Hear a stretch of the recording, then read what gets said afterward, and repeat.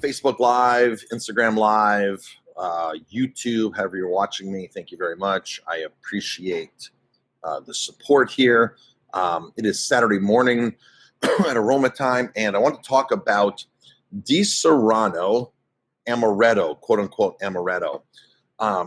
This is something that not many people know about DiSaronno. Now, Amaretto is a very popular and very much loved Italian liqueur made from almonds. Now, here's the thing about DiSaronno. By the way, if there's any Amaretto or DiSaronno fans out there, just drop a comment saying, yes, like Amaretto, like DiSaronno. We don't serve DiSaronno. We serve a brand called Gozio. We've had some other brands as well. By the way, it's hard to find Amaretto without caramel coloring. That's just the nature of the beast when it comes to how Amaretto is bottled and packaged. It's unfortunate. I've tried to look for Amaretto without caramel coloring, and it's hard to find. So let's talk about DiSaronno. The one thing that most people don't know about DiSaronno is not Amaretto. It is not allowed to be called Amaretto because the definition of Amaretto is it has to contain almonds. Almonds are an intricate part of DiSaronno. DiSaronno has moved away from using almonds because almonds are expensive. You can get away with mimicking flavors like almonds through peach pits and apricot pits. Those pits contain similar compounds to almonds, they're in the same family, that will then create those type of bitter flavors that is known to come off of almonds. DiSaronno of Serrano is where it was, the city of Serrano is where Amaretto was born, I think back in the 15 or 1600s. So when you buy DiSaronno, just means of Serrano, of the city. And if you look very carefully, every time I show people this, I'm like, look at a bottle of DiSaronno. They've removed the word Amaretto on there. And people come back and say, Marcus, you're absolutely right. It is removed off there, and that's why. Because to be considered Amaretto, you have to be made from almonds. You can still use peach and apricot, but you have to have the almonds in there. Almonds are a very integral part. Now, I don't know about you, but I love almonds, and we buy these raw almonds from Spain and sometimes from California. Almonds are expensive.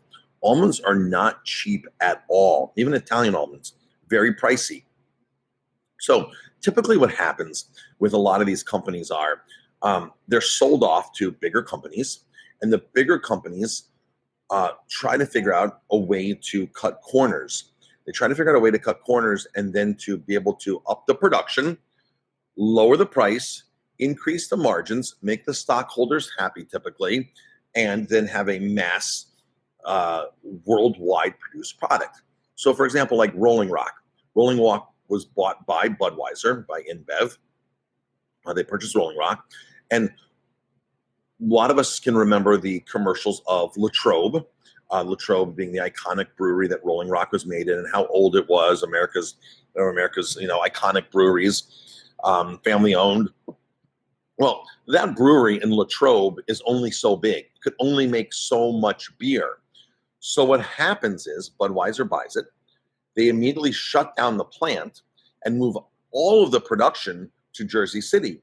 So in the Bud plant in Jersey City, where you see the big Budweiser logo, that plant now makes Rolling Rock. Rolling Rock is made in Jersey City, in that plant down there near Jersey City. So what happens is now they can mass produce enough of it, bring the cost way down, keep the price up, and make their stockholders happy. Well, the same thing happens in the spirit world.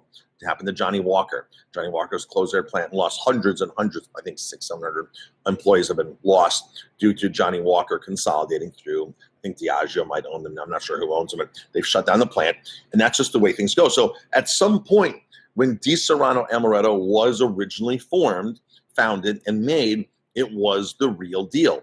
But through globalization and brand changing and economics of making, again, stockholders happy and maximizing profits, just greed in general, that's what happens along the way. So you may have known Amaretto and DiSaronno in the past to be real Amaretto.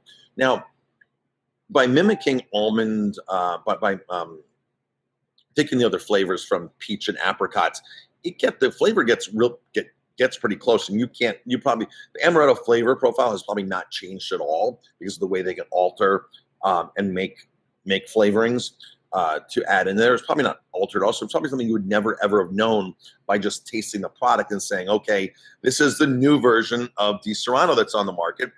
You wouldn't know that. So, and of course, they haven't really changed the label at all, so they just removed that word amaretto. So I just thought we'd drop that information and help you be able to purchase, just to know what you're purchasing.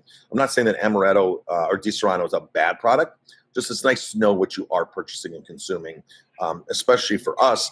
We like to know because we like to use smaller producers, more family independent operators that are, we know where our money is going. We know they're going to more of a legitimate, what we feel is a more legitimate business model of a family-owned and operated distillery business in a real city, supplying real jobs, making things that are more of an economic scale to provide to the community.